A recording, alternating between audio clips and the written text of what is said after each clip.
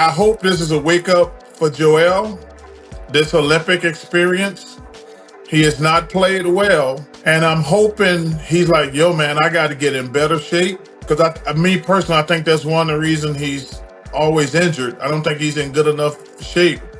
And I'm hoping somebody can get to him and say, yo, man, you need to get in better shape. It's a little bit of a deferring thing that I think he's going through. Charles Barkley has told this story on many occasions, with him coming to the 76ers, being a young player in the NBA for the first time, being fat and out of shape as he described it, but not realizing it until he had a conversation with his veteran and NBA legend as well, Moses Malone. Then Moses was brutally honest with him, telling Charles, you're fat, you got to do better, work out, get your eating right, all of that stuff. And so this is not surprising to hear him echo these kind of similar statements to Joel Embiid. It's kind of like he's reminiscing and giving the same advice that he strongly believes worked for him. Put aside being in shape just for a quick second, it's still important. And what I'm about to say may lead into enhancing Charles Barkley's point even more. I believe Joel Embiid, based off of him coming into the NBA first 2 years, missing it with the injuries, he deals with that, unfortunately, even when he's at his best health. And if that's the case, then yes, Joel would have to give himself the best opportunity possible to play through these injuries, which would be being in the best shape that he could possibly be, which leads back into what Barkley was saying. I have a question I want to ask y'all, and let me know in the comment section. And this is a debate, a friendly debate that I have with others offline all the time.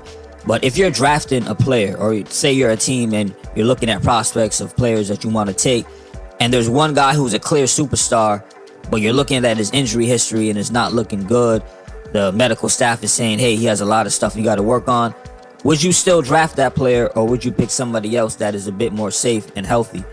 That's always the question that NBA teams end up doing, and sometimes they pass on guys over that, or sometimes they take the risk and they end up drafting the player.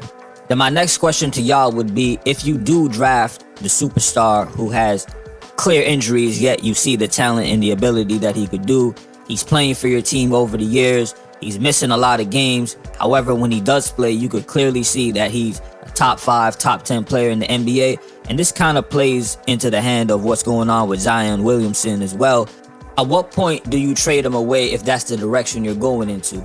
My thinking is, if you got a really great player dealing with injuries, he's still putting up numbers, and he's still looked at as a guy that's a clear superstar, wouldn't you want the highest value from him at that moment?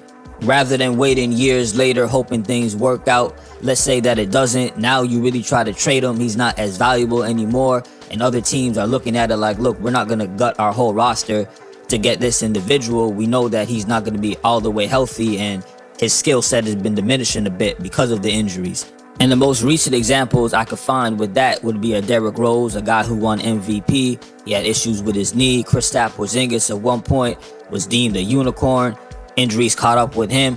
Now, I'm not suggesting that what I'm saying is a perfect solution and you just trade away a superstar every single time he got to get surgery or he's missing some games, sidelines, dealing with health issues.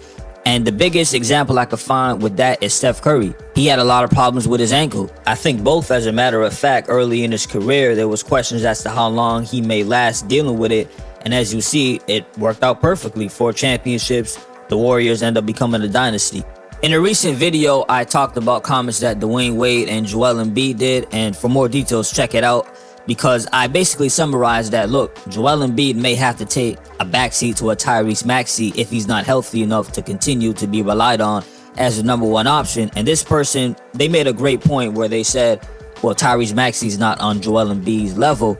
And for me, I'm looking at it like, well, Maxey's on the up and up. He's coming, right? He's not there just yet, but I believe in a lot of his potential. And even so, let's say that doesn't happen. He doesn't really reach that MVP level that Joel Embiid has become. The 76ers may want to move in a different direction if they feel Maxey is more reliable than even counting on a Joel Embiid, unless he decides, you know what, let Maxey be that guy, and when I'm available, I'll try to do what I could do. Like, share, and subscribe. As always, hit me up in the comment section. How do you feel about Charles Barkley's comments? Do you agree? Or do you see it as Joel Embiid has always been in great shape? It's just that he's had unfortunate breaks with his injuries. And let me know what you think about trading players away versus waiting for them to see if they get healthy. And salute for listening as always. Peace.